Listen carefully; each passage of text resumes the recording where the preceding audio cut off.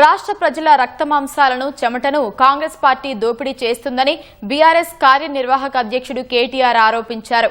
1000 కోట్లు గాంధీ కుటుంబానికి ఇస్తామని ముఖ్యమంత్రి రేవంత్ రెడ్డి బాహాటంగా ప్రకటిస్తే దర్యాప్తు సంస్థలు ఏం చేస్తున్నాయని ప్రశ్నించారు.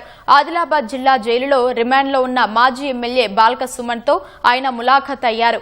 రాష్ట్రంలో రైతు బంధు ఇవ్వటానికి డబ్బు లేని సీఎం గాంధీ కుటుంబానికి 1000 కోట్లు ఎలా ఇస్తారని నిలదీశారు.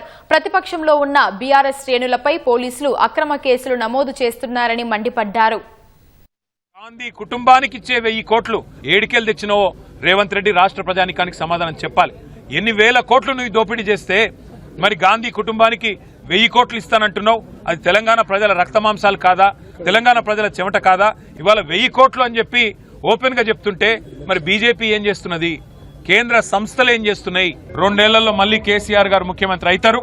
మళ్లీ రాష్ట్రంలో గులాబీ జెండా ఎగురుతుంది.